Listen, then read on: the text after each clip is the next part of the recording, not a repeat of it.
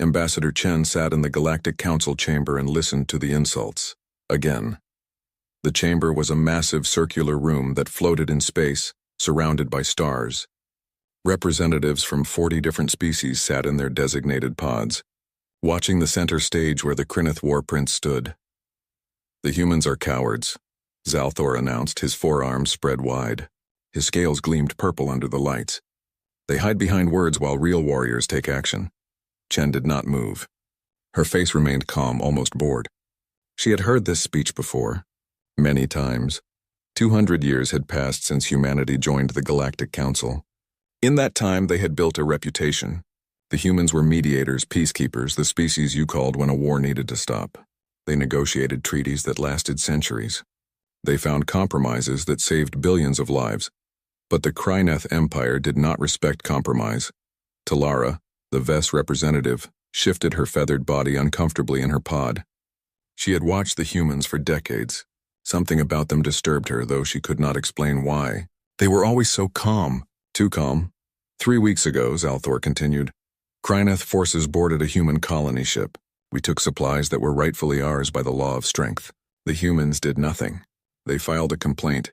A complaint! He laughed, and several other representatives joined him. Chen finally stood. She was small compared to most species in the chamber.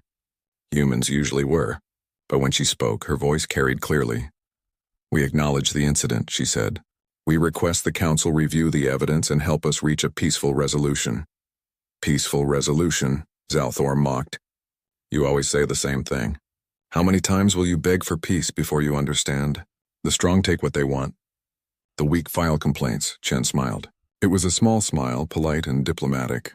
"We simply believe in following proper procedures." The session ended as it always did. The Council would review the evidence. They would debate for weeks. Eventually, they would issue a statement condemning the violence but taking no real action. The Kryneth would ignore it, and the humans would return to their seats, patient and quiet. In her private office later that day, Chen opened her personal terminal. She accessed a file that only a few dozen humans in the entire galaxy could see. The file name was simple: accounting. She added the new incident. Colony ship Aurora, 3,000 civilians dead, 2,000 tons of medical supplies stolen. She included video evidence, DNA records, communication logs, and tactical data about the Kryneth ships involved. The file was now very large. 30 years of data, 47 separate incidents, 89,000 human deaths. Chen's assistant, Marcus, entered the office. He was young, only 30 years old, too young to remember the early days.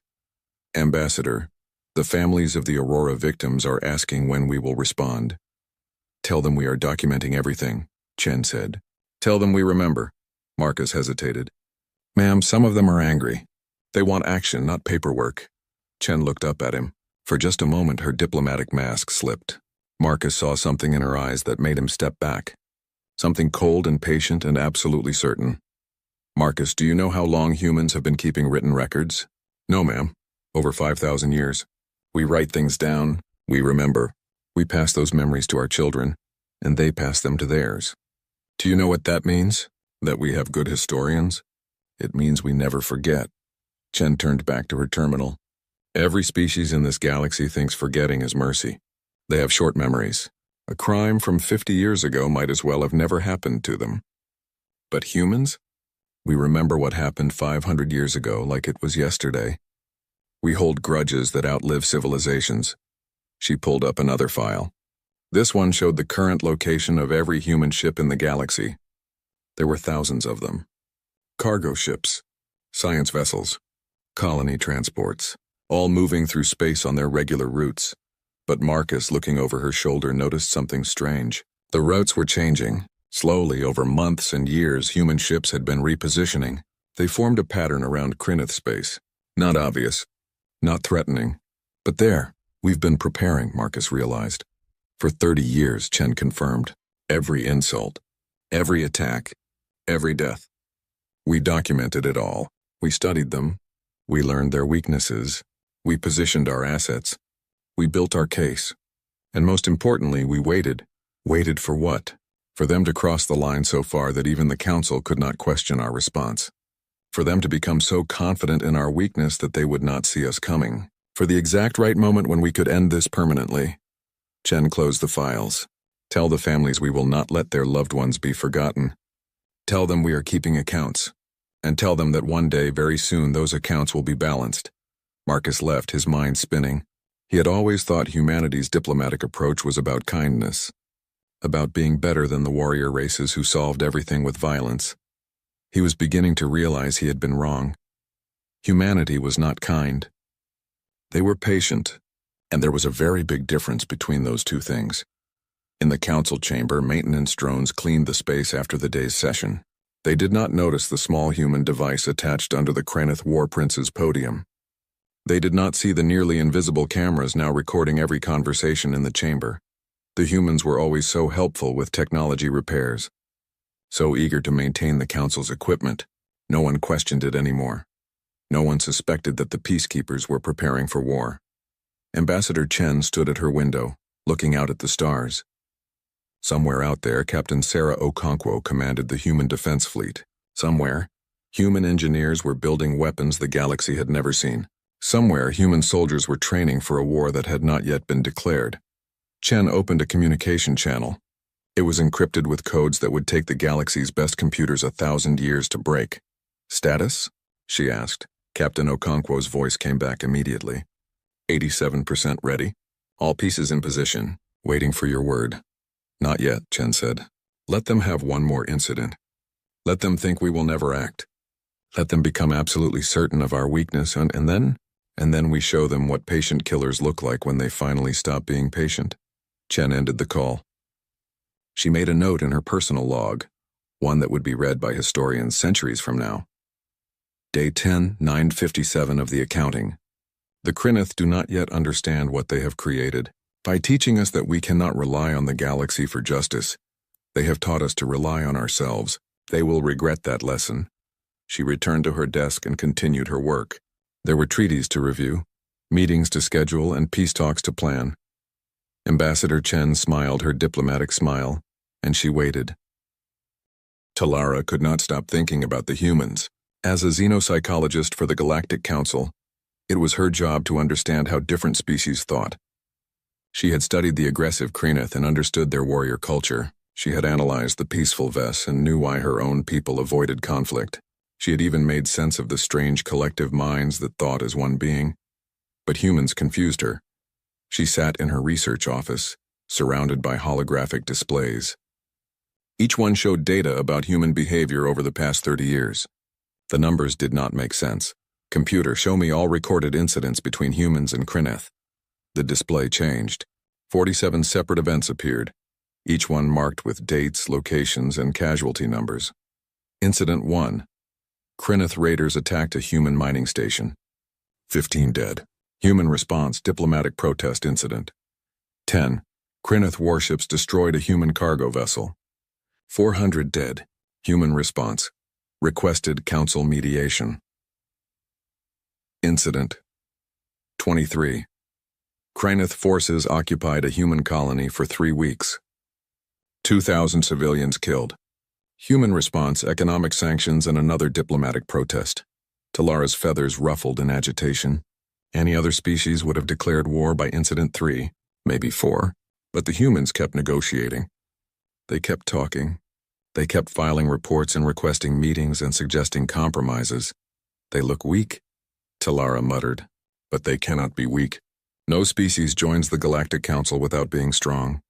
She pulled up human history files. Humanity had not always been in space. Like all species, they had evolved on a single world, but their history was different from most others. Talara read about human wars. There had been so many. Thousands of years of conflict.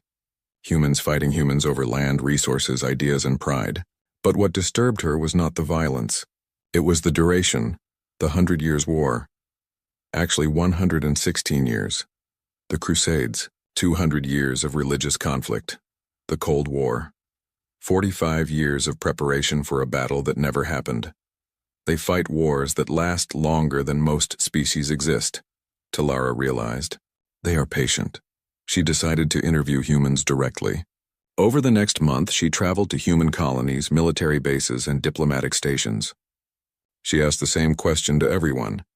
Why do you not fight back against the Kryneth? A human colonist named Maria answered first. She had survived a Kryneth raid that killed her husband. We're keeping records, she said simply. A human soldier named James gave the same answer. We remember everything. Every name. Every death. We're documenting it all. A human diplomat named Park said something that chilled Talara's blood. Revenge is a dish best served cold. Do you know that phrase? It's very old. Very human. Talara did not understand the metaphor, so she researched it. The meaning became clear. Revenge was better when you waited. When you planned. When the enemy forgot to be afraid. She dug deeper into human culture. She found they had an obsession with record-keeping. They wrote everything down. They preserved everything. They had museums dedicated to events that happened thousands of years ago. They taught their children about wars that ended before their great-grandparents were born. They do not forget, Talara said to herself. Other species move on. Time heals wounds. But humans, they pass their pain to the next generation like an inheritance. She found more disturbing evidence. Human colonies near Kryneth space were growing. Not shrinking, as one would expect if they were afraid. Growing. And the humans moving there were not refugees or poor families seeking opportunity. They were engineers, scientists, military veterans. Talara accessed shipping records. Human cargo ships traveled through Kryneth territory constantly. The Kryneth allowed it because humans paid taxes and caused no trouble. But Talara noticed the ships took strange routes. They passed near every major Kryneth military base. They lingered near Kryneth government worlds. They mapped everything. Oh no, Talara whispered. They are not being peaceful. They are preparing. She tried to warn the council. She requested an emergency meeting and presented her findings. The council chamber filled with representatives from across the galaxy. The humans are not as passive as they appear, Talara announced. I believe they are planning something. Planning what? Asked the Mern representative, his blob-like body pulsing with confusion. They have endured 47 attacks without retaliation. They are clearly not warriors. That is what disturbs me, Talara insisted. No species accepts that much abuse without reason. Either they are incapable of fighting, or they are choosing not to fight, and humans are definitely capable. The Kryneth war prince Zalthor laughed from his podium. The birdwoman sees conspiracy and peace. Perhaps your species is too paranoid, Talara. The humans are weak. They hide behind the council because they cannot defend themselves. I do not think they are hiding, Talara said. I think they are watching, learning, waiting. For what? Talara did not have an answer. The council dismissed her concerns. Most representatives agreed with Zalthor. The humans were peacekeepers, mediators. They lacked the warrior spirit needed for real conflict. Talara returned to her office, frustrated. She pulled up more human history. She focused on military history this time. She wanted to understand how humans fought when they did fight. What she found terrified her. Humans did not fight like other species. Most warrior races fought for honor or territory or resources. They fought until one side surrendered, then they stopped. But humans fought to completely destroy their enemies. They called it total war. She read about something called the Siege of Leningrad. Human armies surrounded a human city for 900 days. Nearly 1 million civilians died, but the city never surrendered. And the humans inside never forgot who caused their suffering. She read about the atomic bombs. Humans had built weapons that could destroy entire cities in seconds. They had used them. Twice. And then they had spent decades building more, not to use, but to make sure no one ever attacked them again. They are persistence hunters, Talara realized. She had learned about Earth's ecosystem in her research. Humans had evolved from predators who hunted by never giving up. They chased their prey for hours or days until it collapsed from exhaustion. They did not need to be faster. They just needed to never stop. Was that what they were doing now? Chasing the Kryneth until the right moment came? 3 days after her council presentation, news arrived. The Kryneth had attacked again. A human medical station orbiting a neutral world. 12,000 civilians dead. Doctors, nurses, patients, all killed. Talara immediately went to the council chamber. She needed to see the human response. Ambassador Chen stood at the human podium. Her face was calm, too calm. Behind her, holographic displays showed the destroyed station. Bodies floating in space. Blood frozen in the vacuum. We have documented this incident, Chen said quietly. We have recorded every detail. Every name. Every face. We will remember this, is that all? Zalthor demanded. More documentation? More remembering? Perhaps you should try fighting instead of filing reports. Chen turned to look at him. Talara saw something in the human ambassador's eyes that made her feathers stand on end. It was not anger. It was not hatred. It was something colder, more patient, more certain. We will remember this, Chen repeated. All of it. Every crime. Every life. Every moment. And one day, War Prince, you will understand what it means when humans remember. I look forward to that day, Zalthor mocked. Perhaps in another 30 years you will file an even stronger complaint, Chen smiled. It was a terrible smile. Oh, it will not take 30 years. We are almost done waiting. She left the chamber without another word. Talara tried to follow her, but Ambassador Chen walked too quickly. By the time Talara reached the human diplomatic wing, Chen had disappeared behind secured doors. Talara stood in the corridor, her mind racing. She had studied hundreds of species. She understood violence and peace and everything between. But she had never encountered something like this. The humans were not pacifists. They were not weak. They were something far more dangerous. They were predators who had learned to wait. And somewhere in the galaxy, Talara knew a countdown was running. The humans had been watching and documenting and preparing for 30 years. How much longer until they decided the accounting was complete? She returned to her office and opened a new file. She titled it, The Paradox of Human Patience, Why Peace May Be Preparation for Perfect War. As she wrote, one thought kept repeating in her mind. The galaxy had misunderstood humanity. They thought humans were peacekeepers. They were wrong. Humans were not keeping peace. They were keeping score. And soon, very soon, they would collect what they were owed. War Prince Zalthor stood before the Krynith High Command and declared victory. Around him, the greatest warriors of his empire listened with approval. The command center was built into an asteroid, hidden and secure. Holographic displays showed the Krynith Empire's territory. It was vast, and it was growing. The humans have proven what we always knew, Zalthor announced. They are the galaxy's favorite victims. They complain but never act.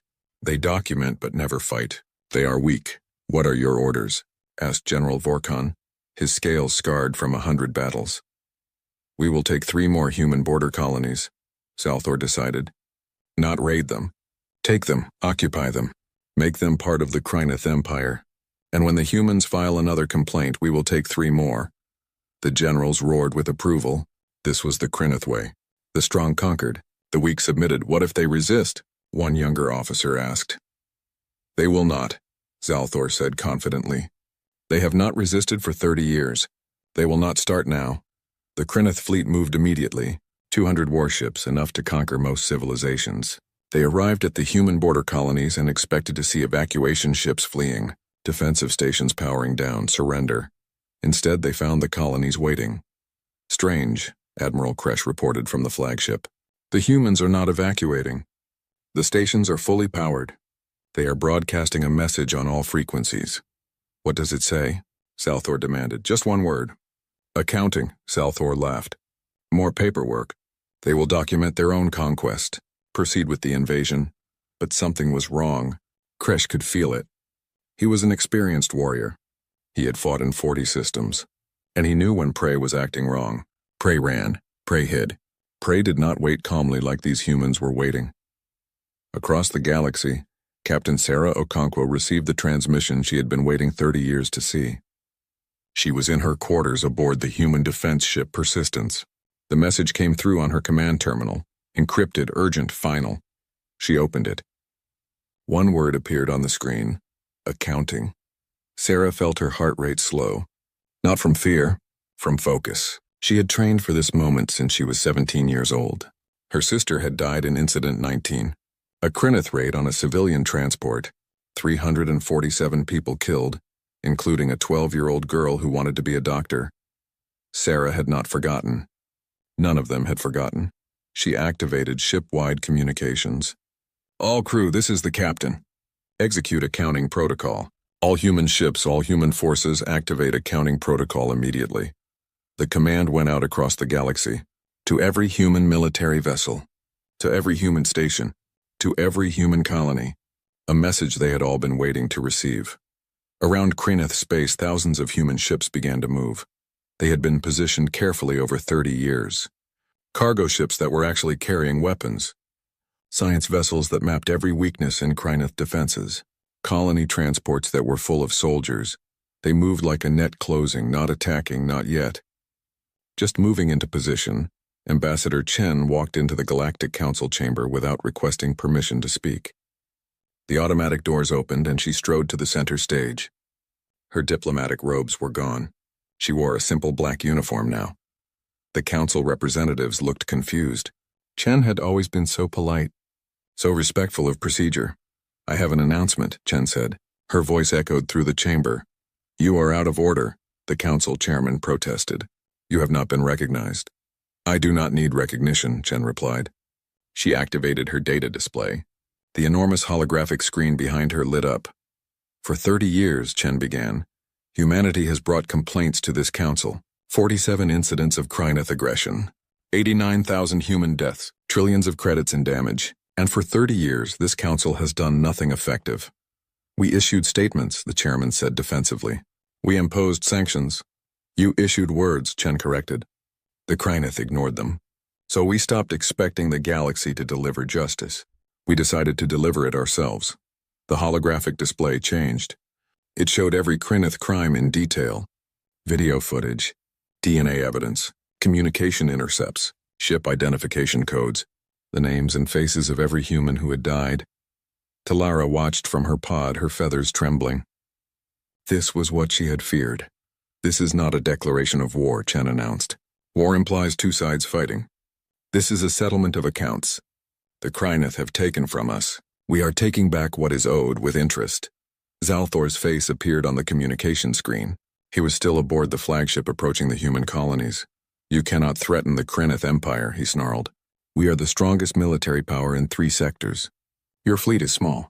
Your worlds are scattered. You have no chance," Chen smiled. It was not a diplomatic smile anymore. "You think we have been weak," she said. "You think we have been hiding. You think we have been afraid. You are wrong. We have been preparing, and you never noticed because you were too busy laughing at us." She activated another display. This one showed the current position of every human ship in the galaxy. The council chamber fell silent. Human vessels surrounded Kryneth space completely. Thousands of ships, every trade route blocked, every supply line cut, every jump point covered. "This is impossible," Zalthor whispered. "You do not have this many military ships." "We do not," Chen agreed. "We have something better. We have every single human in the galaxy willing to fight. Every cargo captain is now a soldier. Every colonist trained for combat. Every civilian carrying weapons. You killed 89,000 of us. 3 billion of us are ready to make you pay." Admiral Kresh, still approaching the border colonies, suddenly understood. The human colonies were not evacuating because they were not afraid. They were not afraid because they were ready. "All ships, emergency retreat," he ordered. Too late. The human colonies revealed their hidden weapons, defensive platforms that appeared from nowhere, fighters launching from disguised hangar bays, missiles that had been placed in the asteroid field months ago, waiting. The Kryneth fleet found itself in a trap. Not a surprise attack, a prepared ambush. Every move they could make had been predicted. Every escape route blocked. Admiral Kresh had fought in 40 systems. He had never encountered anything like this. The humans were not fighting with passion or rage. They fought with cold precision, like they had already won and were just going through the motions. His flagship took fire from 6 directions at once. Weapons he had never seen before. Human technology that they had hidden for decades. They let us think they were weak, Kresh realized in horror. They wanted us to be confident. They wanted us to attack so they would have justification. His ship's shields failed. Emergency alarms screamed. Around him, the Kryneth fleet was being destroyed with systematic efficiency. "Request terms of surrender," Kresh ordered. "To who?" his communications officer asked. "To the humans, before they kill us all." In the council chamber, Chen continued speaking. The Kryneth War Prince asked if we would ever fight instead of filing reports. "Here is our answer. We file reports so we know exactly what we are fighting for. We document crimes so we can charge the proper price. We wait patiently so that when we act, no one can question our justice." She looked directly at Zalthor's image on the screen. "We gave you 30 years to stop. We gave the galaxy 30 years to stop you. No one did. So we will stop you ourselves. Permanently. Captain Okonkwo watched from her command chair as the battle ended. It had lasted 23 minutes. 197 Krynith ships destroyed or disabled. 3 human vessels damaged. 0 human casualties. It was not even a battle. It was an execution. "Ma'am, Admiral Kresh is requesting terms," her communications officer reported. "Tell him to surrender unconditionally," Okonkwo replied. "Tell him his empire is already dead. It just does not know it yet." She opened a channel to all human forces. Phase 1 complete. Begin Phase 2. Move on the secondary targets. By the book. By the numbers. By the accounting. Across the galaxy, human forces advanced. They moved like clockwork. Every objective had been planned years in advance. Every tactic tested in secret simulations. Every contingency prepared for. The Krynith Empire had spent 500 years conquering others. They were about to learn what it felt like to be conquered by a species that fought wars lasting centuries. Talara watched everything from the council chamber. She had tried to warn them. She had seen the signs. But even she had not imagined this. The humans had not just prepared for war. They had prepared for this specific war. Against this specific enemy. They had studied the Krynith for 30 years. They knew everything about them. Their tactics, their technology, their culture, their weaknesses, and the Krynith knew almost nothing about humans. Because humans had been pretending to be harmless while they sharpened their knives. "They are not peacekeepers," Talara said quietly. "They are patient killers, and we just watched them stop being patient." Ambassador Chen remained on the center stage. She looked at each council representative in turn. "Let this be a lesson," she said. "Humanity prefers peace. We truly do. But we are not pacifists. We are not weak. We are careful. We are patient. And we are very, very good at ending threats permanently." She deactivated her displays and walked toward the exit. At the doorway, she paused and looked back. "The accounting has begun. It will not stop until the balance is restored. We saw the galaxy wanted to know how. How had the humans prepared such a massive military operation without anyone noticing? The answer came from 1,000 small pieces that no one had thought to put together. 10 years ago, a human diplomat named Robert Kim served as an assistant cultural attaché to the Krynith homeworld. He spent his days organizing cultural exchange programs and attending boring government functions. No one paid attention to him. He seemed harmless, friendly, always smiling. What the Krynith did not know was that Robert had a perfect memory. Every military officer he met at diplomatic parties he remembered. Every casual conversation about fleet positions or supply problems he recorded. Every building he visited he mapped. Every computer system he accessed for cultural research he copied. He was not a diplomat. He was a spy, and so was every other human diplomat in Krynith space. 5 years ago, a human cargo ship captain named Elena Rodriguez made her regular supply run to a Krynith military station. She had been making the same run for 8 years. The Krynith guards knew her. They trusted her. They barely checked her cargo anymore. What they did not notice was that her ship's sensors were far more powerful than any cargo vessel needed. Every time she docked, she scanned the station's defensive systems. She mapped the locations of weapons, shields, and power generators. She noted how many soldiers were stationed there and when they changed shifts. She was not just a cargo captain. She was a scout. And so were hundreds of other human traders who traveled through Krynith space. 3 years ago, a human scientist named Dr. Chen Li published a paper about Krynith biology. It won awards. The Krynith High Command even thanked him for his respectful study of their species. They gave him access to genetic databases and medical records to help his research. What they did not realize was that Dr. Chen was not studying Krynith biology out of curiosity. He was looking for weaknesses. What foods made them sick? What temperatures made them uncomfortable? What frequencies hurt their hearing? What chemicals affected their scales? Every piece of information went into human military databases. Every weakness cataloged for future use. 1 year ago, human colonies near Krynith space began expanding rapidly. Thousands of families moved to border worlds that were dangerous and difficult. The Krynith watched with amusement. The humans were moving closer, making themselves easier targets. What the Krynith did not see was who those colonists really were. Not farmers, not miners, retired soldiers, military engineers, weapons specialists. They built homes that were actually fortified bunkers. They planted crops in fields that hid underground armories. They constructed mining equipment that could be converted to artillery in hours. They were not colonists. They were an invasion force disguised as civilians. 6 months ago, human ships began carrying new cargo. Medical supplies mostly, food shipments, construction materials. All legal, all innocent. The Kreneth inspectors checked the cargo and found exactly what the manifests claimed. But the medical supplies included components that could be assembled into weapons. The food containers were designed to be turned into armor plating. The construction materials were actually parts for military vehicles, just labeled differently. The humans had been smuggling an entire army past Kreneth inspections for months. And no one noticed because the inspectors only looked for complete weapons, not components. Captain Okonkwo remembered the day she learned about the accounting protocol. She had just graduated from the military academy. A general named Marcus Zhao called her into his office. "Captain, you are being assigned to a cargo vessel," he said. "Sir, I trained as a combat pilot." "I know, but you will spend the next decade pretending to be a cargo captain. You will fly trade routes through Kreneth space. You will be bored. You will be insulted by customs officers who think you are weak. And you will never complain." "Why, sir?" General Zhao showed her a picture. A burned space station, bodies floating in the wreckage. "Because in 10 years, maybe 20, maybe 30, we are going to make the Kreneth pay for every crime they have committed. And when that day comes, we need officers who know everything about Kreneth space. Their bases, their routes, their weaknesses. Officers who have spent years being underestimated while they gathered intelligence. You want me to be a spy. I want you to be patient. Can you do that?" Sarah looked at the picture again. She thought about her sister, who had died when Sarah was just a teenager.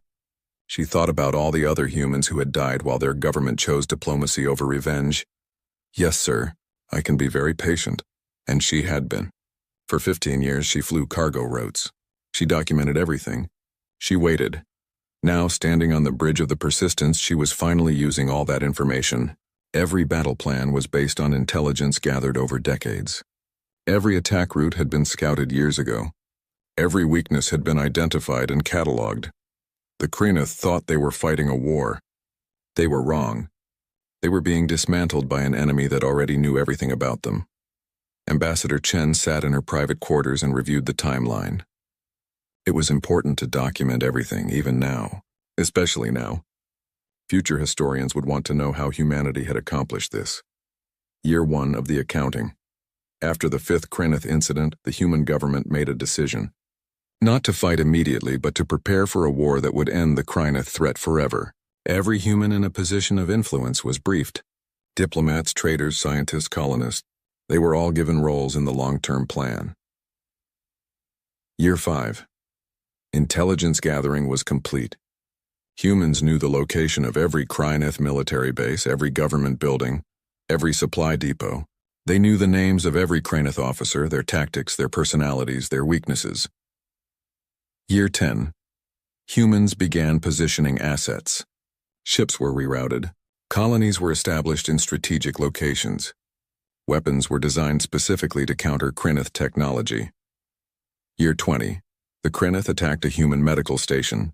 3,000 dead. This was marked as the trigger point. If the Kreneth crossed this line, the accounting would begin. But they did not cross it yet. Year 30. The Kreneth destroyed another medical station. 12,000 dead. The line was crossed. The accounting began. Chen closed the file. 30 years of preparation for a war that would last only months. That was the human way. Spend decades planning, then execute perfectly. The next battle happened at the Kreneth system of Korthak. It was a major military base with 200,000 soldiers. The Kreneth believed it was impregnable. 5 layers of defensive shields, weapon platforms everywhere, automated defense systems. Human forces approached. The Kreneth admiral in command, a veteran named Talvor, was not worried. "Let them come," he said. "We will destroy them like we destroyed their medical stations." But the humans did not attack the way he expected. They did not charge the defenses. They did not try to break through the shields. Instead, they broadcast a signal, a very specific frequency that Dr. Chen Li had identified 3 years ago, a frequency that interfered with Kreneth neural functions. Not enough to kill, just enough to make them nauseous, confused, slow. While the Kryneth soldiers were stumbling and vomiting, human forces cut through their defenses like paper. Every shield generator destroyed, every weapon platform disabled, every command center captured. The battle lasted 40 minutes. 0 human casualties. The Kryneth base fell without firing a single effective shot. Admiral Talvor was captured alive. He was brought before a human military tribunal. He demanded to know how they had defeated his impregnable base. "We studied you," Captain Okonkwo explained simply. "For 30 years. We know what frequencies hurt you, what chemicals confuse you, what tactics you use, what mistakes you make. We know everything about you. That is impossible. You are merchants and diplomats. We are soldiers who pretended to be merchants and diplomats. There is a difference." Talvor understood then. The humans had been preparing this entire time. Every trade mission was espionage. Every diplomatic meeting was intelligence gathering. Every insult and attack they endured without fighting back was just more motivation to be thorough when they finally struck. "You are monsters," he whispered. "No," Okonkwo corrected. "We are humans, and you taught us that the galaxy would not protect us, so we learned to protect ourselves." Across the Kryneth Empire, the same pattern repeated. Human forces appeared at military bases, supply depots, and government centers. They did not just attack. They attacked with perfect knowledge of every defense, every weakness, every vulnerability. The Kryneth tried to fight back, but they were fighting an enemy that had already won. Every counterattack failed because humans had predicted it. Every defensive strategy was useless because humans knew how to bypass it. Every retreat was blocked because humans had already positioned forces to cut off escape routes. It was not war. It was an execution planned for 30 years. Talara watched the reports from her office. She had been right. The humans were not peacekeepers, but even she had underestimated them. They were not just patient killers. They were perfect killers. They did not fight until they were absolutely certain they would win. The war lasted exactly 3 months, 2 weeks, and 4 days. Historians would later call it the shortest total military collapse in galactic history. But to those who understood what had really happened, it was not short at all. It had taken 30 years. The fighting was just the final act of a play that had been written long ago. Week 1. Human forces captured or destroyed every major Kryneth military base outside their core systems. The attacks were surgical, precise, perfectly timed. Kryneth commanders found themselves fighting an enemy that knew their battle plans before they made them. General Vorkon led a counterattack at the Drexel system. He had 300 ships. He used a classic Kryneth pincer movement, a tactic that had won 100 battles. The humans were waiting at both pincer points, not reacting to his attack, waiting before he even launched it. Because they had studied Kryneth military doctrine for 30 years. They knew exactly what he would do. Vorkon's fleet was destroyed in 17 minutes. Week 2. Human forces began the blockade. Every Kryneth world was surrounded. No ships in, no ships out. No trade, no supplies, no communication with other systems. The Kryneth tried to break through. They sent their fastest ships, their stealth vessels, even suicide runners. None succeeded. Human forces were positioned perfectly at every possible escape route. War Prince Zalthor, still confident, addressed his people. "This is temporary. The humans cannot maintain a blockade of this size. Their fleet is too small. They will make mistakes and we will exploit them." But the mistakes never came, because the blockade was not maintained by military precision. It was maintained by mathematics. Humans had calculated every possible variable, every supply line, every communication channel, every weakness in the blockade that might exist. And they had closed all of them. Week 4. The first Kryneth worlds began to feel the shortage. Food supplies dwindling, medical supplies running out, fuel reserves depleting. Zalthor ordered rationing. The Kryneth were warriors. They could endure hardship. They would outlast the humans, but the humans were not trying to outlast them. They were not emotional about this. They were methodical. Every world had different supply levels. Humans knew exactly how long each world could survive without resupply, and they waited. Week 6. Civilian protests began on 3 Kryneth worlds. Not warrior worlds, commercial centers. places where civilians were used to comfort. They demanded their government end the war.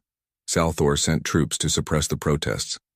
"We do not negotiate with weakness," he declared. Captain Okonkwo watched the reports from her command ship. "He still does not understand," she said to her first officer. "He thinks this is about strength. It is about accounting. We are not fighting to conquer. We are fighting to collect a debt." Week 8. More Kryneth worlds experienced supply shortages. Even military bases were running low on ammunition and fuel. The Kryneth had always relied on rapid conquest and quick victories. They had never prepared for a long siege.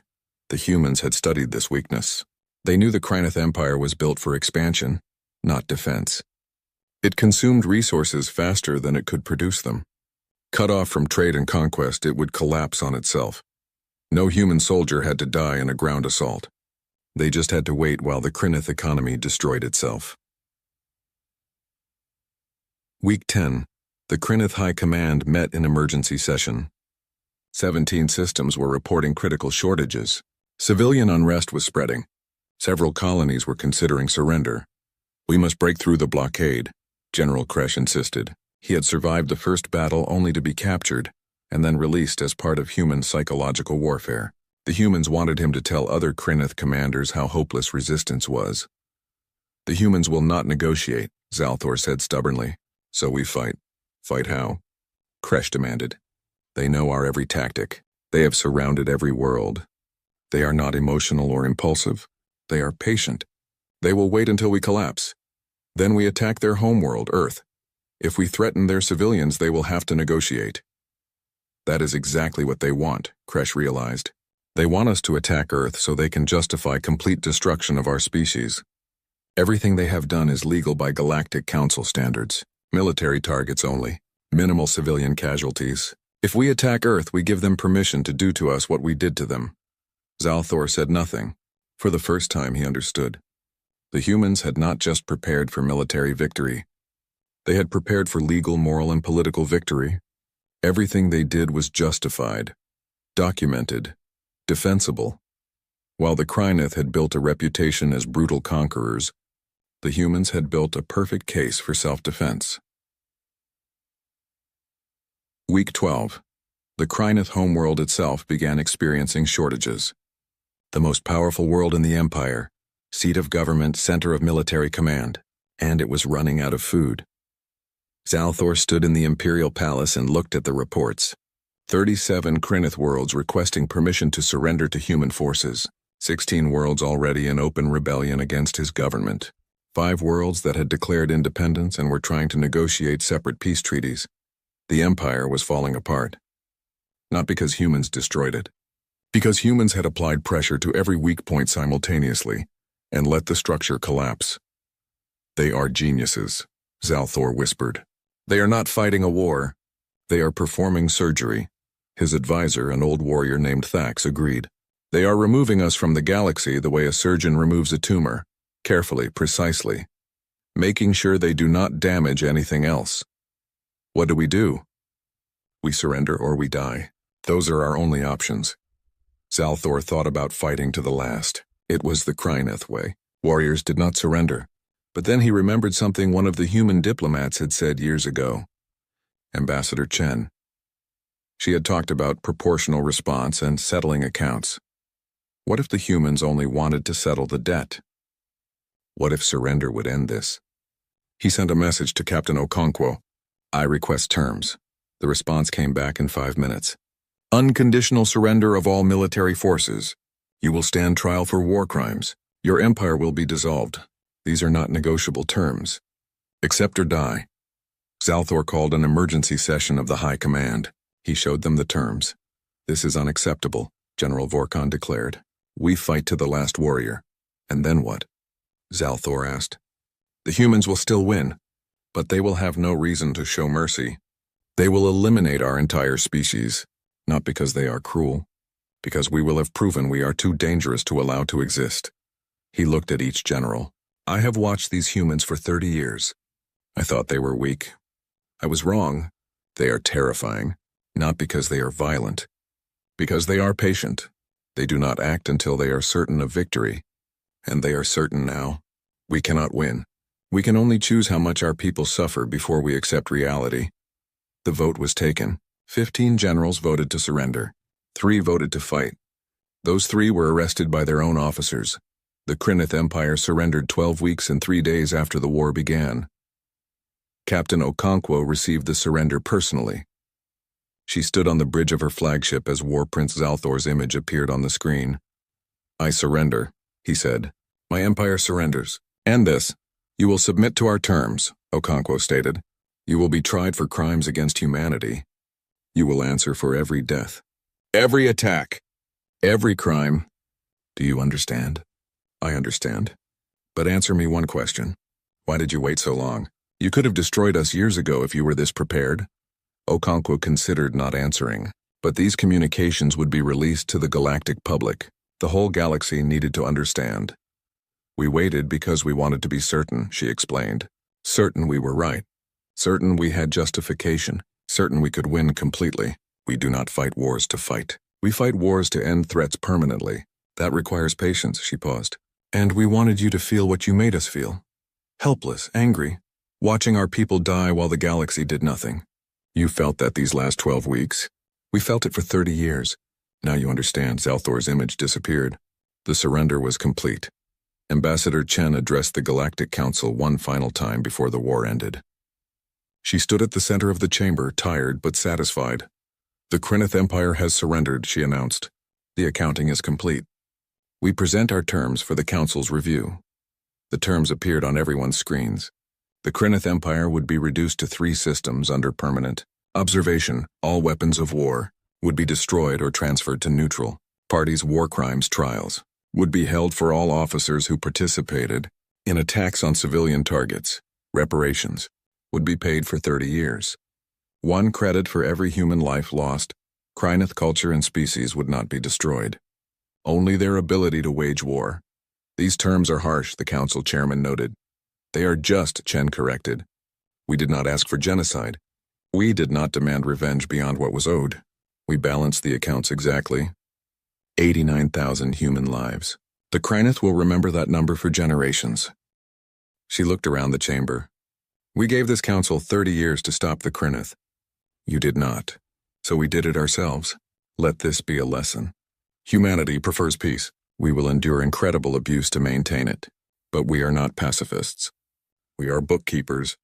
We remember every debt, and eventually, we collect." Talara watched Chen leave the Chamber 6 months after the war ended. The galaxy was still trying to understand what had happened. The Krynith Empire, which had existed for 500 years, was gone. Not destroyed in blood and fire, but dismantled with precision and patience. Talara sat in her office at the Galactic Council, finishing her report. It had taken her months to write. She had interviewed hundreds of people, human soldiers, Krynith survivors, council observers. She had reviewed decades of data. Her report was titled "The Paradox of Human Patience, a Xenopsychological Analysis." The introduction explained, humans are persistence predators. On their homeworld, they evolved to hunt by exhausting their prey. They did not need to be faster or stronger. They only needed to never give up. This evolutionary trait extends to their warfare.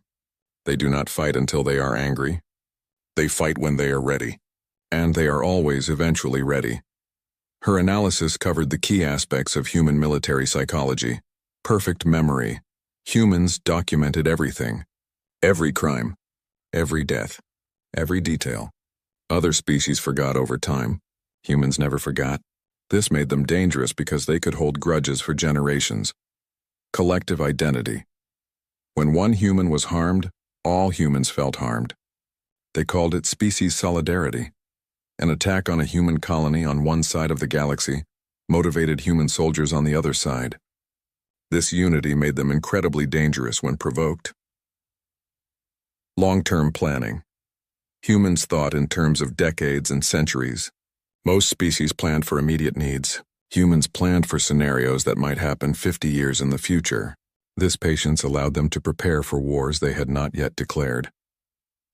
Deception. Through patience. Other species viewed patience as weakness. Humans used this misunderstanding as camouflage. They smiled and negotiated while preparing destruction. They appeared weak while becoming strong. Proportional extinction. When humans decided to eliminate a threat, they did it completely. Not with genocide, but with permanent removal of capability. The Kryneth still existed as a species, but they would never threaten anyone again. Talara's conclusion was simple but terrifying. Do not mistake human patience for weakness. They are not peacekeepers. They are patient killers deciding if you are worth the effort. Her report was distributed to every member of the Galactic Council. Within days, it became the most read document in the galaxy. On Earth, in the human capital city of Geneva, a memorial was being built. It was a simple black wall with 89,000 names carved into it. Every human who died in the Kryneth incidents. The memorial was called the Accounting Wall. Ambassador Chen attended the dedication ceremony. She was retiring after 35 years of service. Her final act was to read the first and last names on the wall. Jennifer Martinez, age 7, died in Incident 1 when Kryneth raiders attacked her family's transport ship. The crowd was silent. 20,000 people attending. Millions more watching across human space. Admiral John Okonkwo, age 63, died in Incident 47 at the medical station. His daughter, Captain Sarah Okonkwo, led the human fleet that ended the threat that killed him. Chen stepped back from the microphone. She placed her hand on the wall. We remembered, she said softly. Every name, every life. We did not forget you. The crowd began to chant. Not with joy, not with hatred, with something calmer, more final. We remember. We remember. We remember. That phrase would become humanity's unofficial motto, carved on ships, painted on military bases, whispered before battles. We remember. Captain Sarah Okonkwo stood on the observation deck of her new flagship, the Persistence II. She was now an admiral, the youngest in human history. Her fleet patrolled the border between human space and what remained of Kryneth territory. Her first officer approached. Ma'am, we received a request from a Kryneth civilian transport. They want permission to cross into neutral space. They are fleeing the collapsed empire. Granted, Okonkwo said. Check their ship for weapons, provide food and medical supplies if they need it, and let them go. You are being generous to them. After what they did. We are not at war with the Kryneth people, Okonkwo explained. We were at war with the Kryneth Empire. That empire no longer exists. These are refugees now. We are humans. We defend the weak, even if they used to be our enemies. The officer left to carry out the orders. Okonkwo returned to watching the stars. Her father's name was on the accounting wall. She had spent 15 years preparing to avenge him. And she had succeeded. But vengeance felt different than she expected. Not satisfying. Just necessary. She opened a personal message from Talara, the VES investigator. They had become unlikely friends during the war. Admiral Okonkwo, your species fascinates me. You show mercy to the Kryneth refugees, but you destroyed their empire without hesitation. You are kind and brutal at the same time. How do you reconcile this? Sarah wrote back, we are not contradictory. We are consistent. We protect the innocent and destroy the guilty. We are patient with those who make mistakes and unforgiving to those who make choices. The Kryneth civilians did not choose to attack us. Their government did. We removed the government. Simple.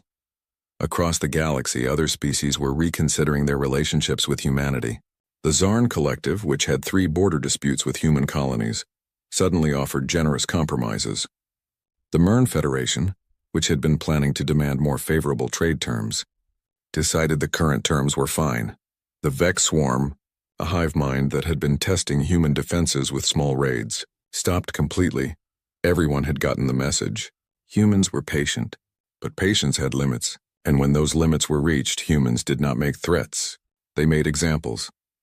In the council chambers, a new species called the Dreth made their first appearance. They were a warrior culture, proud and aggressive. Their representative, a massive creature covered in armor plates, addressed the council with typical warrior arrogance. We have conquered 15 systems, the Dreth announced. We expect the council to recognize our territorial claims. The council representatives looked uncomfortable. Before the human war, they might have negotiated, compromised, avoided confrontation. But now they looked at Ambassador Chen's replacement. A human diplomat named Ambassador Park was younger than Chen, but he had the same calm demeanor. The same diplomatic smile, and the same cold patience in his eyes. The Council does not recognize conquest by force, Park said politely. We suggest you return the systems to their original inhabitants and apply for membership through proper channels. The Dreth laughed. And if we refuse? Will you file a complaint? Park opened his datapad. Everyone in the chamber tensed. They had all heard about the datapads. About the files marked accounting. If you refuse, Park said calmly, we will document your refusal. We will monitor your actions. We will gather evidence, and if you continue to threaten innocent species, we will do what we did to the Kryneth. We prefer peace, but we are very, very good at war. The silence in the chamber was absolute. The Dreth representative looked around. He saw no support. Every other species was watching him with something like pity. They had all learned the lesson. We will consider your suggestion, the Dreth said carefully. Perhaps we can discuss this more diplomatically. An excellent decision, Park replied, closing his datapad. We are happy to help you negotiate a peaceful resolution. Talara watched from her observation pod. She saw Park's smile. Diplomatic. Friendly. Hiding nothing because it did not need to hide anything. Everyone knew what humans were now. There was no more deception. No more pretending to be harmless. The mask was off, and somehow that made them more terrifying. After the session, Talara met with Park in private. You have changed the galaxy, she told him. Before the Kryneth War, species believed strength meant immediate violence. Now they understand that true strength is patient. We did not want to change the galaxy, Park said. We wanted to be left alone. But the galaxy would not let us live in peace, so we taught the galaxy a lesson. What lesson? That there are different kinds of predators. Some chase you down immediately. They are dangerous but predictable. You can see them coming. You can prepare. But humans, we are persistence predators. We follow you for days, weeks, years, decades. You think you escaped. You relax. You forget we are hunting you. And then when you have completely forgotten us, we finish the hunt. Park smiled. The Kryneth forgot they were being hunted. They thought they had won because we did not fight back immediately. That was their mistake, and the Dreth, you just scared them into compliance and we gave them a choice. Every species deserves a choice. They can live in peace with us, or they can join the Kryneth in history books as examples of what happens when you mistake patience for weakness. Talara left the meeting deep in thought. She had studied hundreds of species. She had analyzed countless civilizations. But humans were unique. They were not the strongest species, not the smartest, not the most advanced. But they were the most patient. And in the long run, patience defeated everything else. The ancient hall of the Galactic Coalition was quiet. Too quiet. The massive chamber could hold thousands of beings from across the stars, but today only a few hundred attended. Most of the younger species had stopped coming to these old meetings. They thought the ancient ones were boring. They thought the elders talked too much about the past. Elder Krathos stood at the center platform. His species was one of the oldest in the known galaxy. The Voskor had seen empires rise and fall like waves on a shore. They had watched countless civilizations bloom and fade. They knew things that others had forgotten. Today, the elder had important news. His long fingers moved across the holographic controls. Images appeared in the air above the platform. A small blue and green planet floated in the darkness of space. We have found a new species, the elder said. His voice was calm but serious. They call their world Earth. They call themselves humans. A few delegates looked up with mild interest. New species were discovered all the time. What made these humans special? The elder continued. He showed more images, cities, machines, battles. The images showed humans fighting, always fighting. They fought with swords. They fought with guns. They fought with massive bombs that could destroy entire cities. And they were fighting each other. These beings are dangerous, the elder warned, not because they are strong, not because they are smart, but because they never stop. Ambassador Gentar from the hegemony laughed. It was a harsh, clicking sound. The Gentar were warriors. Their empire controlled 10,000 worlds. They had crushed 100 species who dared to resist them. Elder, with respect, I see nothing to fear, Gentar said. These humans fight with primitive weapons. They have not even left their moon. They waste their energy fighting among themselves. They are weak, other delegates nodded. They agreed with Gentar. Some even smiled at the old elder. They thought he was being foolish. Scared of nothing, the elder showed more images.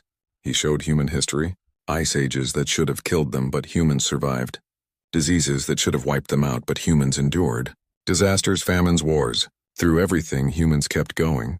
Look closely, the elder said. These humans evolved on what they call a death world. Their planet has predators that can kill them easily. Their weather can freeze them or burn them.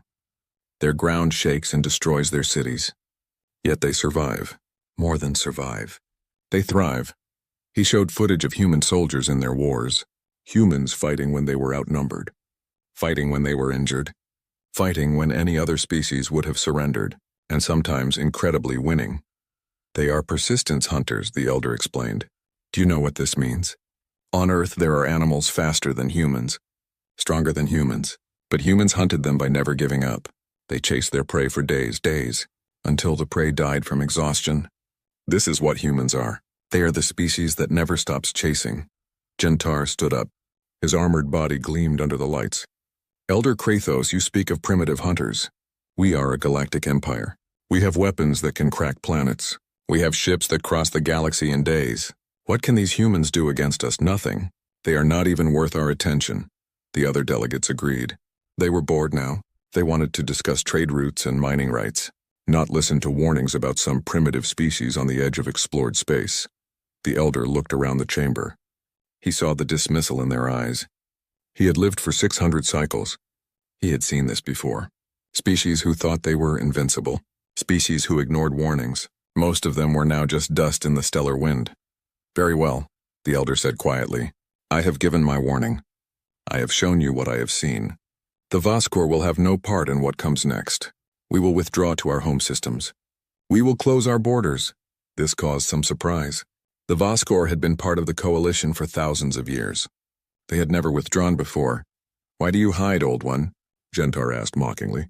Are you afraid of the hairless apes? The elder looked at Gentar with ancient eyes. I am not afraid of the humans themselves. I am afraid of what will happen when someone decides to test them. When someone decides these humans need to be conquered, or enslaved, or destroyed. He paused, and his next words were heavy with meaning. Because humans have a saying. They say, do not mistake kindness for weakness. And another one. The only thing necessary for evil to triumph is for good people to do nothing. These humans will not do nothing. Not when threatened. Not when attacked. They will respond. And they will not stop responding until they win, or until they are extinct. There is no middle ground with them. The elder gathered his data and prepared to leave. At the entrance to the chamber, he turned back one last time. When the humans come to the stars, remember this day. Remember that you were warned. The humans are not invincible, but they are unstoppable. Learn the difference. It may save your species. The elder left. The chamber was silent for a moment. Then Gentar laughed again. The old one has gone soft. Afraid of primitives. How far the mighty have fallen. The other delegates joined in the laughter. They returned to their discussions of trade and territory. The warning was forgotten. The images of Earth were deleted from the official records. After all, why keep data about an insignificant species that posed no threat? 50 years passed. The galaxy turned. Empires grew. Wars were fought and won. And on a small blue planet on the edge of explored space, humans looked up at the stars and dreamed of going there. They built ships. They developed new engines. They trained crews. And eventually they left their home. They went seeking new worlds, new knowledge, new friends among the stars. They went in peace. But they were ready for anything, because humans always were. The exploration vessel Endeavour moved slowly through deep space. It was not a military ship. It carried scientists, engineers, and families. 2,000 souls traveled together toward a distant star system, where they hoped to build a new colony. 50 years had passed since the elder's warning. Humanity had finally developed faster than light travel. It was not as fast as other species' technology, but it worked. The Endeavour used a combination of generation ship design and cryosleep.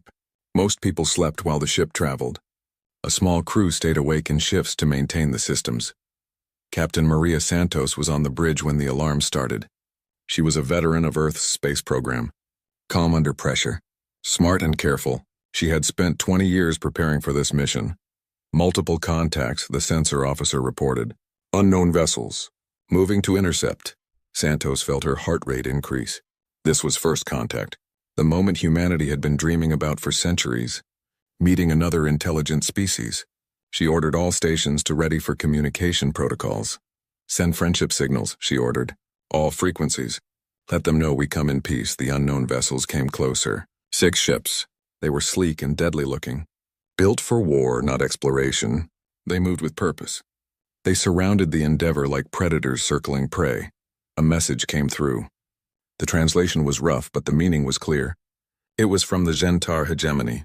Santos did not know this name. Humans had no knowledge of the Gentar or their empire. They did not know about the Elder's warning or the Galactic Coalition. They were alone and facing an unknown threat. The message was simple. Submit. Surrender your vessel. You are now property of the hegemony. Santos looked at her crew. She saw fear in their eyes, but she also saw determination. These were humans. They had left Earth seeking new horizons. They had traveled for years through the darkness of space. They had not come all this way to become slaves. Send response, Santos said. Tell them we are peaceful explorers. Tell them we wish to speak, not fight. But tell them we will not surrender. The Gentar response came quickly. It was a weapons blast. A warning shot that passed close to the Endeavor's hull. The message was clear. Submit or be destroyed. Santos made a decision. The Endeavor was not a warship.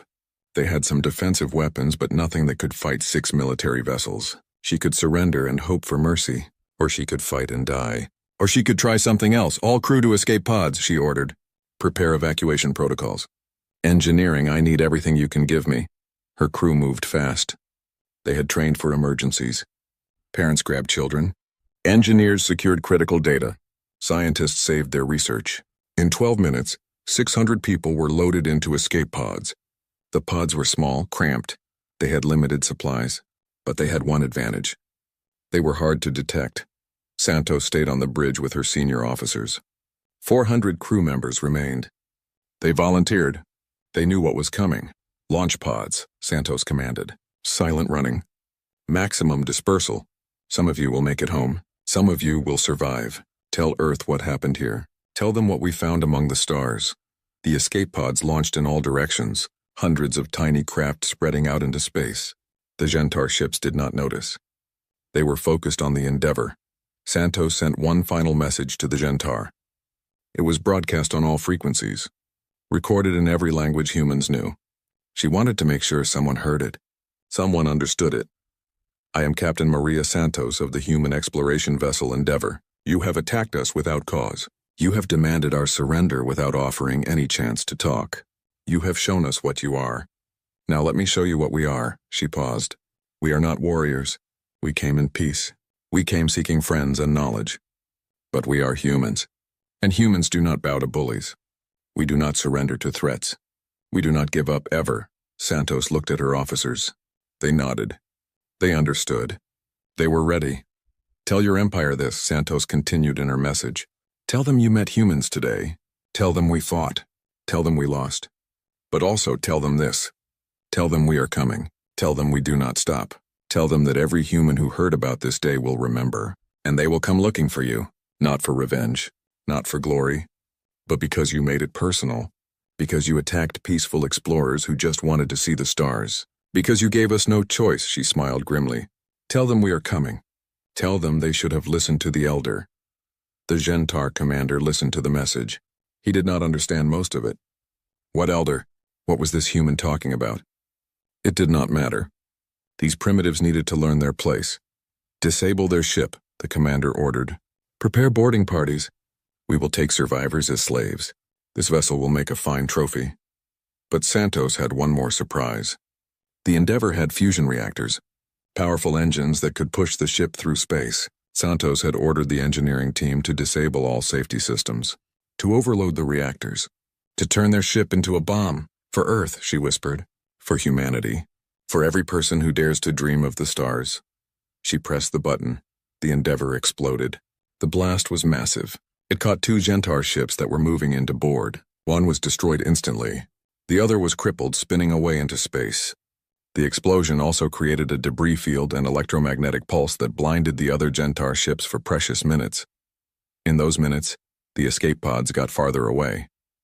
farther into the darkness, where the Gentar could not find them. When the Gentar commander recovered, he was furious. These humans had destroyed themselves rather than surrender. They had taken 2 of his ships with them.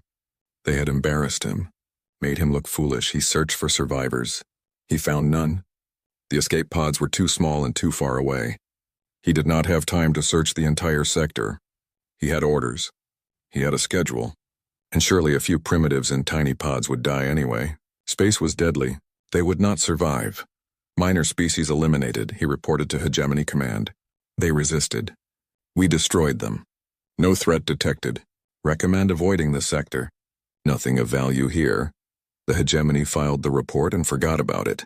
Just another primitive species that thought they could resist. Just another lesson taught. Nothing important. But in the darkness of space, 600 humans survived in their escape pods. They shared supplies. They shared air. They shared hope. And they had something else. They had recordings. They had sensor data. They had knowledge of the Gentar ships, their weapons, their tactics, their language. And most importantly, they had Captain Santos's final message. They had her promise. They had her words. Humans were coming. Humans would not stop. The Gentar just did not know it yet. 5 years after the Endeavor was destroyed, the escape pods returned to human space. Not all of them. Many were lost in the journey. Space was vast and deadly, but 182 people survived. They had traveled for years in cramped pods, sharing supplies, taking turns in cryosleep, helping each other survive. They made it home. The news hit Earth like a shockwave. Humanity was not alone in the universe, and their first contact had been an attack, an unprovoked act of war. Captain Santos and 1,400 crew members were dead, murdered by an alien empire that demanded submission without even talking first. The survivors brought back everything they had recorded, sensor data on the Gentar ships, translations of their language, examples of their technology, and most importantly, they brought back Captain Santos's final message. Her words spread across Earth, across every human colony, across every space station. Millions heard her promise. Billions more would soon hear it. The United Earth government called an emergency session. Delegates from every nation gathered. They had not agreed on much in recent years. Climate policy, trade disputes, colonial rights. But this was different. This was an attack on humanity itself. This united them. General James Chen stood before the assembly. He was old now. He had fought in Earth's last major war 30 years ago. He had hoped never to see war again. But here he was. We have 2 choices, Chen said simply. We can hide. Pull back to Earth, stop exploring. Hope these Gentar never find us. Or we can prepare. A diplomat stood up. Prepare for what, war? Against an empire that spans 10,000 worlds? We have 47 colonies. We barely have a functioning space navy. They destroyed the Endeavor without even trying. How can we fight them? Chen nodded. You are right. We cannot fight them. Not today. Not in a direct battle. But we can do what humans have always done. We can adapt. We can learn.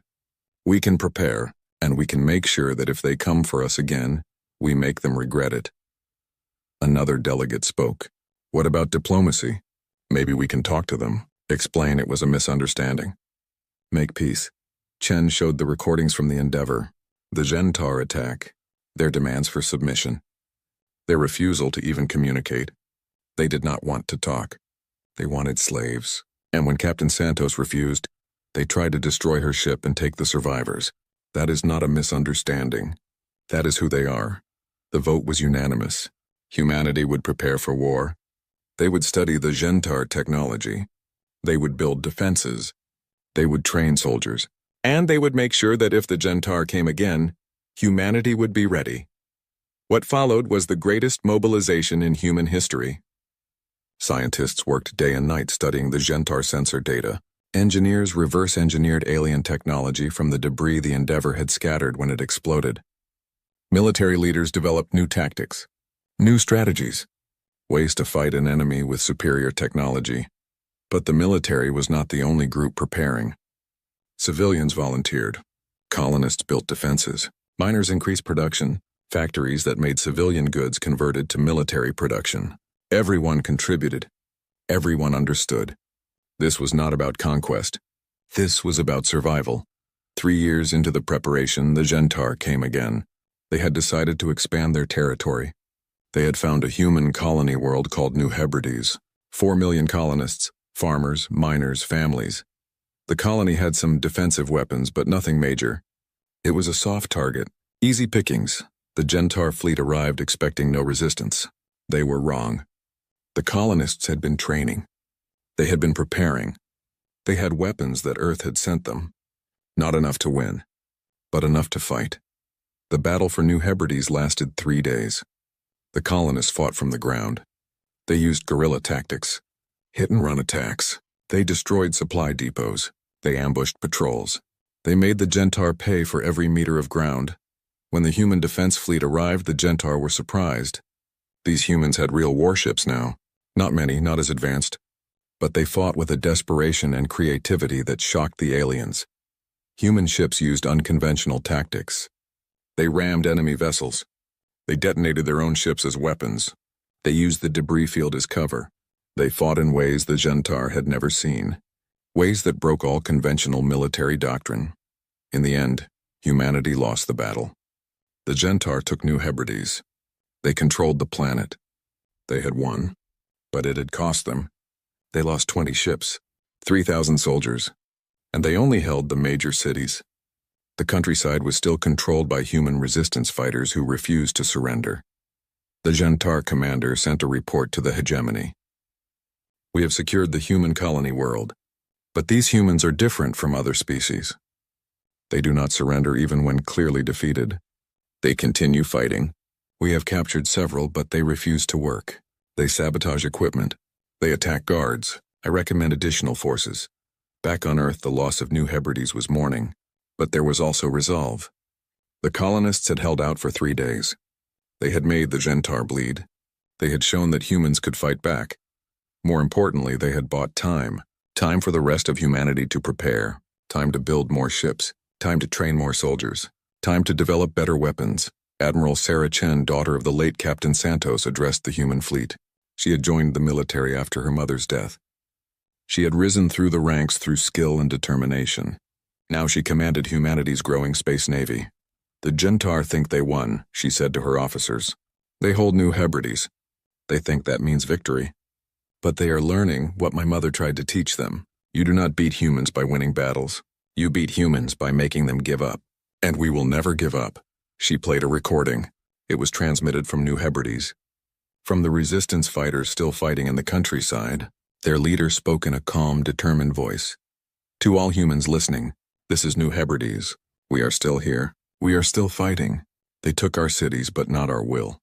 They killed our friends, but not our hope.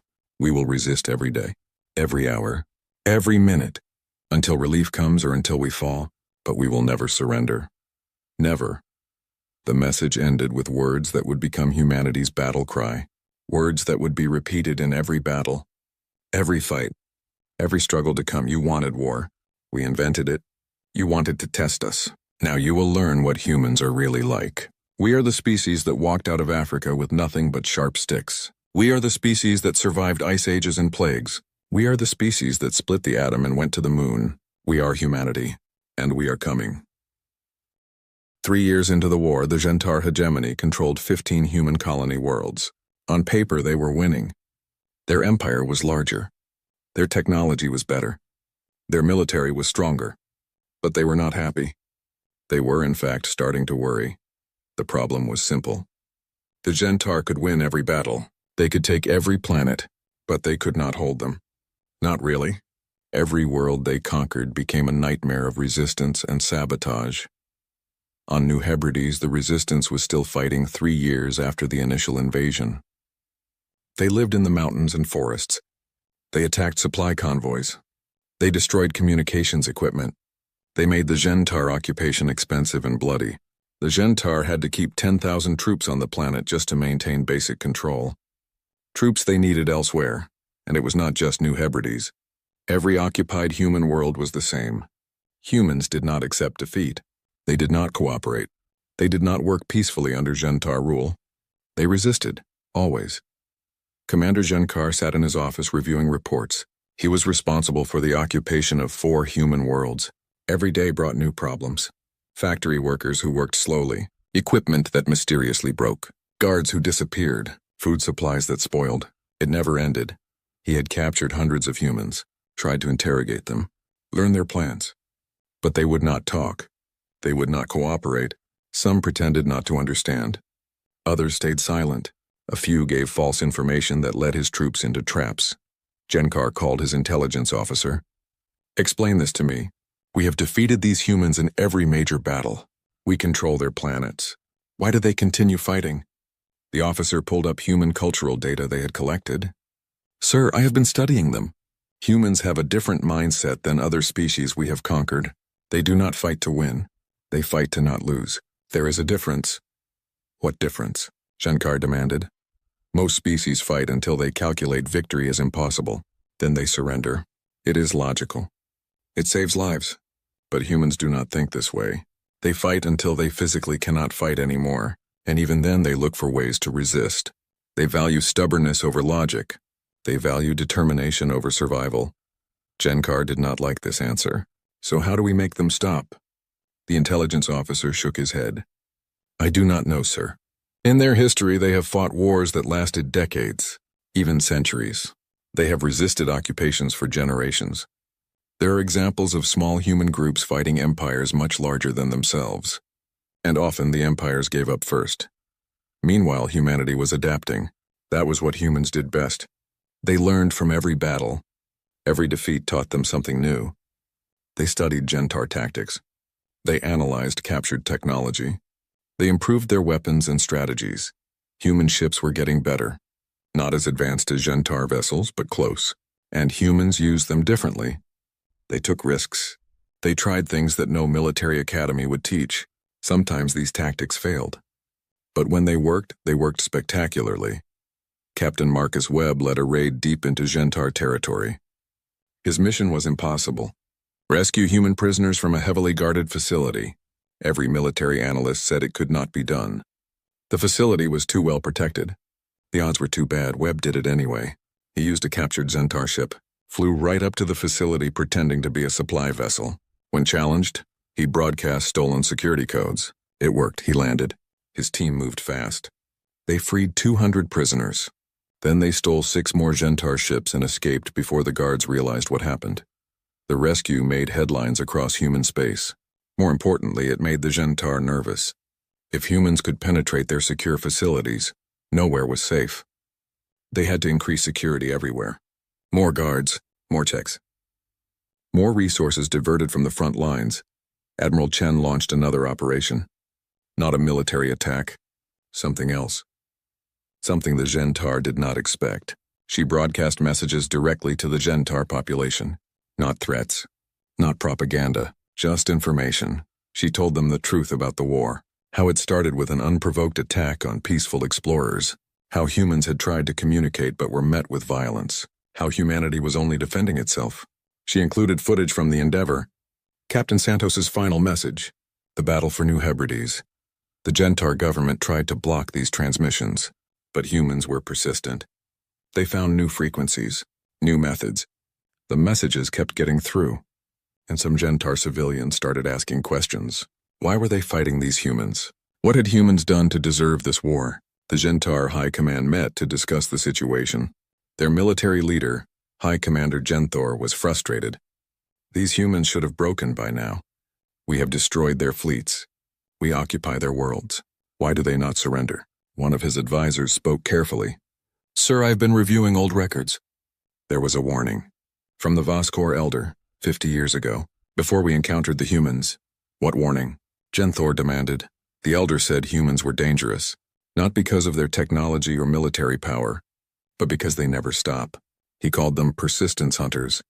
He said they would chase prey for days until it died from exhaustion. He said attacking them would be a mistake. Genthor was silent for a long moment. Then he laughed. But it was not a happy laugh. The old fool was right. We are the prey being hunted. These humans are not trying to win battles. They are trying to exhaust us, make us spend resources, make us worry, make us question if this war is worth the cost. Another advisor spoke. "Sir, we have another problem. Our client species. the ones who provide us with resources and soldiers. Some are starting to rebel. They say if humans can resist us, maybe they can too. This was serious. The Gentar Empire was built on conquered species who served them. If these species rebelled, the empire would collapse. Back in human space, Admiral Chen prepared for her next move. She had been planning this for months. A major offensive, not to conquer Gentar territory, not to destroy their forces, but to send a message. She gathered her fleet. 100 ships, everything humanity could spare. They jumped deep into Gentar space, straight toward a major shipyard, a facility that built 30% of the Gentar navy. The Gentar scrambled to defend it. They sent every ship they could. The battle was fierce. Humans lost 70 ships, but they accomplished their mission. The shipyard was destroyed. Years of construction were lost. Hundreds of half-built ships were destroyed. As the surviving human ships retreated, Admiral Chen broadcast one final message to the Gentar. It was short, simple, and terrifying in its implications. Every ship we lose teaches us something. Every battle we fight makes us stronger. Every day you continue this war, we adapt more. We learn more. We become more dangerous. The question you need to ask yourself is this: can you afford to keep fighting us? Can your empire survive a war against an enemy that never stops learning? An enemy that treats every loss as a lesson and every defeat as motivation? We are 7 years into this war. We can fight for 70 more. Can you? Year 10 of the war. The galaxy was watching now. The conflict between humans and the Gentar hegemony had become impossible to ignore. What started as a minor border dispute was now a full-scale war that threatened to destabilize an entire sector. The impossible had happened. Human forces were no longer just defending. They were attacking. Raids deep into Gentar space, hit-and-run strikes on supply lines, commando operations to free prisoners and steal technology. The Gentar were being pushed back, slowly, painfully, but undeniably. Human technology had caught up. Years of studying captured Gentar equipment had paid off. Human ships were now equal in most ways, better in some. Human engineers had done something the Gentar never expected. They had improved on alien technology. They had looked at Gentar designs and asked, what if we did it differently? This was the human advantage. The Gentar military had not changed tactics in 1,000 years. Why would they? Their methods worked. They had conquered 100 species. But humans changed constantly. They experimented. They tried new things. They were not afraid to fail because failure taught them what not to do next time. Commander Genvar led the defense of a critical Gentar colony. He had studied human tactics. He thought he understood them. He was prepared for their tricks, their unconventional strategies, their willingness to sacrifice. But when the human fleet arrived, they did something he did not expect. They did not attack. They just sat there, waiting, broadcasting a message. The message was from Admiral Chen, but it was not addressed to Genvar. It was addressed to the civilian population on the planet below. People of this world, we are humans. We are not here to conquer you. We are not here to harm you. We are here because your government attacked us first. Your military demanded we surrender or die. We refused. That choice started this war, she continued. We know many of you did not choose this war. We know you are ordinary people trying to live your lives. We do not want to fight you, but we will not stop fighting until your government agrees to peace. Real peace. Not surrender. Not subjugation. Peace between equals. Tell your leaders. Tell them to stop this war before more people die on both sides. Genvar tried to jam the transmission, but humans had learned to broadcast on frequencies the Gentar could not easily block. The message got through, and it had an effect. Civilians on the planet started protesting. They did not want to be a battleground. They did not want their homes destroyed in a war that seemed pointless. This was happening across Gentar space. Humans were not just fighting a military war. They were fighting an information war. A psychological war. They were making the Gentar population question why they were fighting. Making them ask what the goal was. Making them wonder if it was worth the cost. In the hegemony capital, the high command was fracturing. The military hardliners wanted to escalate, commit more resources, crush the humans once and for all. But the pragmatists were looking at the numbers. The war was costing too much. Too many ships. Too many soldiers. Too much political stability. More concerning, 3 client species had openly rebelled. They had declared independence from the hegemony. When Gentar forces moved to suppress them, human forces provided support. Weapons, intelligence, training. The humans were not just defending themselves anymore. They were helping others resist Gentar rule. High Commander Genthor faced a choice. He could continue the war and risk his empire falling apart. Or he could seek peace and admit the hegemony had made a mistake. Neither option was good. But one was clearly worse. He contacted one of his advisors, the one who had found the Elder's warning. Find me everything about the Voskor. Everything about their elder who warned us. I need to understand what he knew that we did not. The research took weeks, but it painted a clear picture. The Voskor were ancient. They had survived because they were careful, because they watched and learned, because they knew when to fight and when to withdraw, and they had seen something in humans that the Gentar missed. Not strength, not intelligence, but an unbreakable will. Genthor made a decision. He would reach out to the humans, not to surrender, but to talk, to see if peace was possible. He did this quietly, secretly. The hardliners could not know. Not yet. He sent a message through neutral channels. A simple question. Would humans be willing to negotiate? The response came from Admiral Chen. Yes, but with conditions. Negotiations must be public. Both sides must agree to a ceasefire during talks, and any agreement must be verified by neutral parties. Genthor agreed. He announced peace negotiations to his government. The hardliners were furious. How dare he negotiate with these primitives? The hegemony did not negotiate. They conquered, but Genthor had support from the pragmatists, and from war-weary civilians, and from military officers who were tired of fighting an enemy that never stayed beaten. The negotiations moved forward. Then the hardliners made their move. They sent a strike force to attack the human peace delegation. If they killed the human leaders, the war would continue, and the hegemony would eventually win through sheer size and resources. But humans had prepared for this. They had learned to expect betrayal. The peace delegation was protected by stealth ships, by hidden defenses, by soldiers who had been fighting this war for 10 years and knew every Gentar trick. The attack failed. The hardliner fleet was destroyed, and humanity's response was swift and devastating. Not against the Gentar population, not against civilians, but against military targets, strategic installations, command centers, shipyards. In 72 hours, humanity launched coordinated strikes across 20 Gentar military facilities. The message was clear. We can reach you anywhere. We can hurt you anytime. We choose not to because we want peace. But if you force us to continue this war, we will win it. The most shocking strike was on the Gentar homeworld itself. Human ships appeared in orbit. They did not attack. They just sat there, visible, undeniable, a fleet capable of devastating the homeworld, but holding fire. Admiral Chen broadcast from her flagship. People of the hegemony, we are here. We have the power to destroy your world. Your military attacked our peace delegation. They tried to kill innocent people who came only to talk. This is who your hardliners are. This is what they value. War over peace, pride over survival. She paused. But we are not them. We did not come here to destroy. We came to make a point. You cannot defeat us through force. You cannot intimidate us.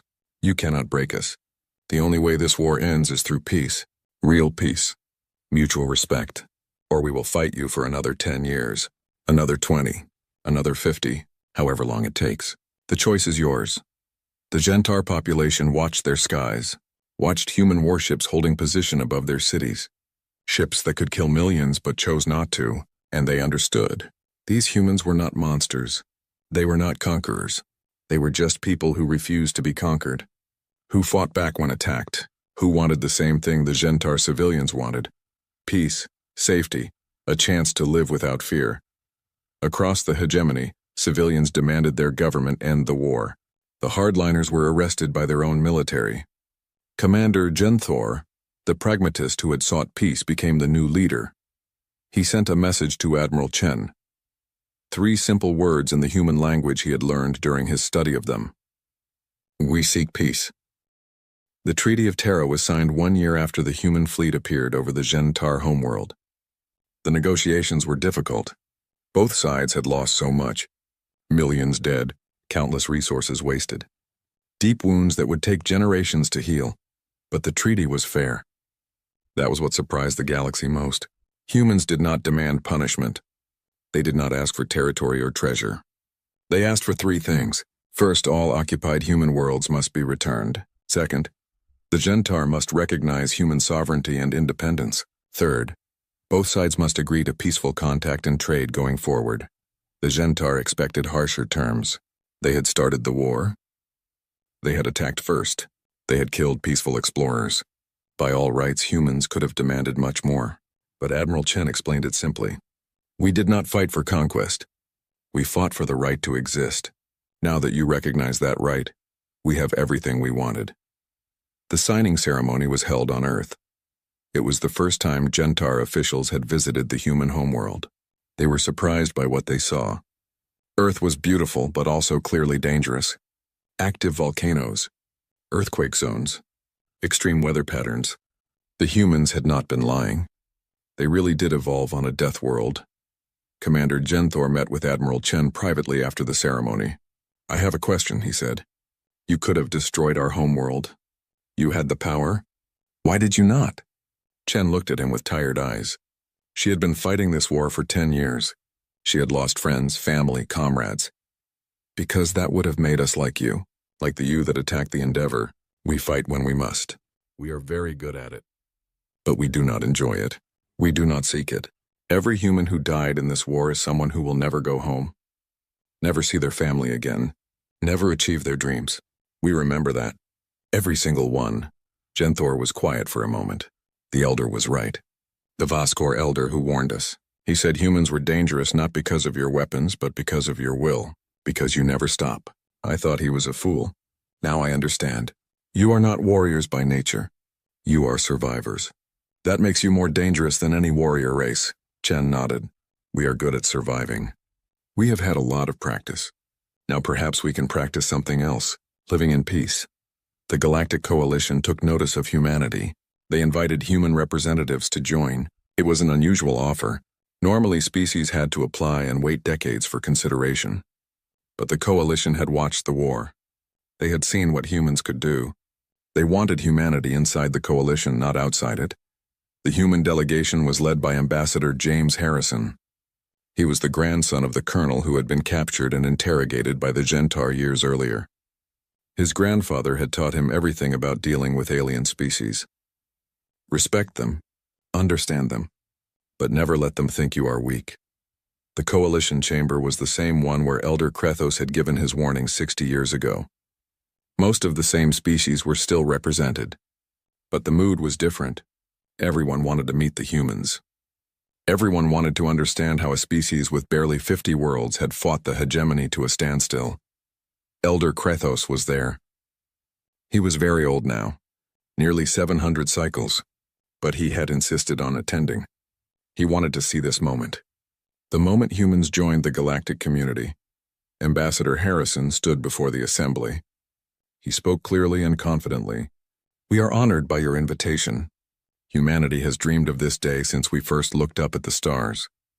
The day we would join the community of intelligent species. Learn from you, trade with you, build a future together, he paused. But we also bring a warning. The same warning you received 60 years ago and ignored. We are not conquerors. We are not empire builders. We just want to live in peace and explore the universe. But if anyone attacks us, if anyone threatens our people or our freedom, we will respond. We will fight. And we will not stop fighting until we win or until we are extinct. There is no third option with us. Some delegates shifted uncomfortably. This was not the usual diplomatic speech.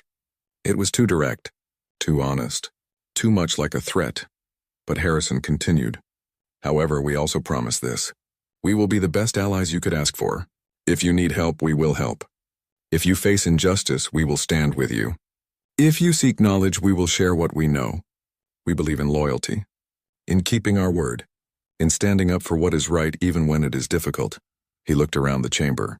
You have seen what we can do in war. Now let us show you what we can do in peace. The vote to accept humanity was unanimous. Every species supported it. Even the Gentar delegate voted yes. That was perhaps the biggest surprise. But Commander Genthor had insisted. He said the hegemony had learned its lesson. Better to have humans as allies than as enemies. After the ceremony, Elder Krathos approached the human delegation. Harrison recognized him from the historical records. This was the alien who had warned the galaxy about humanity. The one no one believed. Elder, Harrison said respectfully, I have read about your warning. About what you told them 60 years ago. You were right. About everything. The elder looked at him with ancient eyes. Eyes that had seen civilizations rise and fall. I was only partially right. I warned them about your persistence. Your refusal to give up. But I did not understand the full truth. I thought you were dangerous because you never stopped fighting. But that is not quite accurate. What is the truth then? Harrison asked. You never stop caring, the elder said simply. That is your real strength. You fight so hard because you care about your people, all your people. You do not leave anyone behind. You do not forget anyone. Every person matters to you. That is why you are unstoppable. Not because you are strong or clever, but because you care enough to keep trying no matter what. He smiled. It was a rare expression for his species. And that is why you will be good for this galaxy. We need species who care, who fight for what is right, who refuse to accept injustice. The Voskor withdrew from galactic politics because we were tired. We had seen too much. But you humans, you are just getting started. You still have hope. Still have fire. Harrison felt humbled. Thank you, Elder. That means a lot coming from you. One more thing, the Elder said. In 30 years there will be a ceremony. On New Hebrides, the colony where your people first resisted the Gentar. They are building a memorial. For all who died in the war, from both sides. I would like to attend. Will you be there? I will, Harrison promised. We will never forget what happened there, what it cost, and what we learned. 20 years passed. The war became history. The generation that fought it grew old. New generations grew up knowing peace. Trade flourished between humans and other species. Cultural exchanges happened. Friendships formed. The galaxy slowly healed, but humans did not forget. In every human school, children learned about the Endeavor, about Captain Santos, about the cost of war, about the value of peace. They learned that strength was not about dominating others. It was about standing up for what was right, protecting those who could not protect themselves. Never giving up on what mattered, humanity became known across the galaxy as the Liberators. When oppressed species needed help, they called on humans. When injustice needed to be confronted, humans stood up, not because they wanted glory, not because they sought power, but because it was right. The Gentar Empire reformed itself. Commander Genthor led the changes. The hegemony became a federation. Client species became partners. The military culture shifted from conquest to defense. It was not easy. Many resisted. But slowly change happened. Genthor credited humans with saving his species. You defeated us, but you did not destroy us. You showed us a better way. You proved that strength and compassion are not opposites. They can exist together. We are grateful for that lesson, even if it was painful to learn. On the 30th anniversary of the Treaty of Terra, the memorial on New Hebrides was completed. It was a simple structure, a wall with names. Every human and Gentar who died in the war. Side by side, no separation. No distinction between victor and defeated. Just names. People who would never go home. Elder Krathos attended as promised. He was nearly 800 cycles old now. One of the oldest beings alive. He stood with Ambassador Harrison, now old himself, and looked at the memorial. I tried to warn them, the elder said quietly. I told them humans were unstoppable. But they did not listen. They thought unstoppable meant invincible. They did not understand the difference. What is the difference? Harrison asked. Invincible means you cannot be hurt. Unstoppable means you keep going even when you are hurt. Humans are not invincible. You bleed. You suffer, you die, but you never stop moving forward. Never stop trying. Never stop hoping. That is what makes you unstoppable, and that is what makes you special. Harrison looked at the names on the wall. He found Captain Santos. His eyes lingered there. She would be proud of what we built. All of us together, humans, Gentar, all the species of the coalition. We turned tragedy into something better. The elder nodded. That is the human way. You take the broken pieces and build something new. something better. You never let pain stop you from trying to make things right.